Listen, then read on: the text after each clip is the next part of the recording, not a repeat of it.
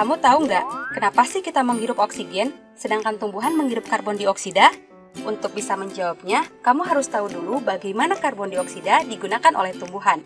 Melalui tahapan kedua fotosintesis, yaitu reaksi gelap. Bagaimanakah proses reaksi gelap? Yuk kita cari tahu. Sebelum nonton video ini, kamu bisa menonton video tentang reaksi terang terlebih dahulu ya, supaya kamu lebih paham saat menonton video ini. Reaksi gelap disebut juga sebagai siklus Kelvin. Alasan mengapa disebut dengan reaksi gelap karena pada prosesnya tidak membutuhkan cahaya matahari secara langsung. Sedangkan penamaan siklus Kelvin dikarenakan karena penemunya adalah Melvin Ellis Kelvin. Dan reaksi-reaksi yang berlangsung berjalan berputar-putar seperti sebuah siklus. Siklus Kelvin atau reaksi gelap pada proses fotosintesis terjadi setelah adanya reaksi terang. Mengapa? Karena seperti yang telah kita bahas di video sebelumnya, bahwa reaksi terang menghasilkan ATP dan NADPH. Nah, ATP dan NADPH inilah yang akan digunakan dalam reaksi gelap. Sehingga, reaksi gelap merupakan proses masuknya ion karbon dalam bentuk CO2 yang nantinya akan menghasilkan output berupa gula. Siklus ini menggunakan ATP dan NADPH untuk membentuk gula. Hal yang penting yang harus kita pahami adalah gula hasil produksi langsung dari siklus ini bukanlah glukosa yang memiliki karbon 6, melainkan jenis gula yang memiliki karbon 3, yaitu gliseraldehid 3-fosfat atau G3P. Berbeda dengan reaksi terang yang terjadi di membran tilakoid, reaksi gelap ini terjadinya di bagian stroma pada kloroplas. Selanjutnya, reaksi gelap terdiri dari 3 tahapan. Tahap yang pertama adalah fiksasi, yaitu 3CO2 akan berikatan dengan 3 senyawa berkarbon 5 yang bernama ribulosa bifosfat, atau yang disingkat dengan RUBP. Enzim yang mengkatalis tahap pertama ini adalah rubisco. Rubisco merupakan protein yang banyak ditemukan di kloroplas. Produk yang dihasilkan tahap pertama ini adalah senyawa yang disebut dengan si karbon intermediate, yang berjumlah 3 buah. Senyawa ini berumur pendek karena keadaannya yang tidak stabil.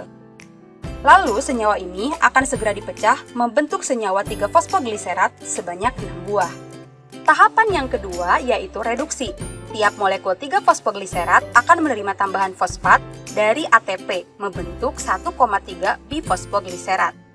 Dibutuhkan 6 ATP untuk mengubah 6 molekul 3-fosfogliserat menjadi 6 molekul 1,3 bifosfogliserat. Selanjutnya, molekul 1,3 bifosfogliserat akan mengalami reduksi oleh NADPH sehingga menghasilkan 6 molekul gliseraldehid 3-fosfat atau G3P yang merupakan senyawa dengan karbon 3. Pada fase pengubahan 1,3 bifosfogliserat menjadi G3P ini dibutuhkan 6 molekul NADPH yang akan diubah menjadi 6 NADP+. Dan pada tahap ini, fosfat akan terlepas sehingga menghasilkan molekul G3P. Jadi setiap molekul CO2 yang menjalankan siklus ini akan terbentuk 6 molekul senyawa G3P, tapi hanya 1 molekul G3P yang dihitung sebagai hasil produk bersihnya. Sedangkan 5 sisanya akan digunakan untuk menyelesaikan siklus ini.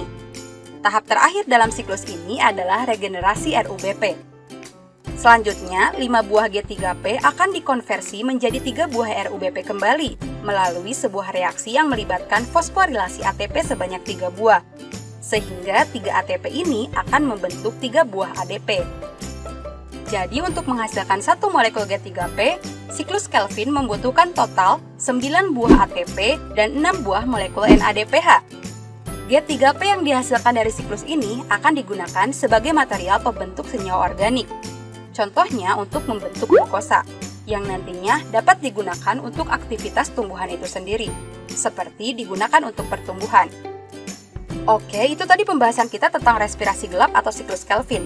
Nah, jadi alasan kenapa kita butuh oksigen adalah karena pernapasan manusia termasuk ke dalam katabolisme yang memecah senyawa kompleks jadi lebih sederhana. Berarti dalam proses respirasi sel, kita butuh oksigen untuk membakar gula supaya menghasilkan energi. Sedangkan kalau fotosintesis masuknya ke anabolisme, yang membentuk senyawa sederhana jadi senyawa kompleks.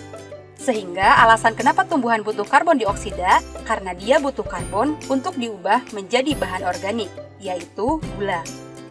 Demikianlah materi tentang tahapan reaksi gelap fotosintesis. Selanjutnya, saya punya tantangan nih buat kamu. Jika satu kali siklus Kelvin menghasilkan satu buah G3P, berapa sih jumlah putaran siklus Kelvin yang dibutuhkan untuk menghasilkan 3 buah glukosa? Di video selanjutnya, kita akan melanjutkan pembahasan tentang jalur C3, C4, dan CAM.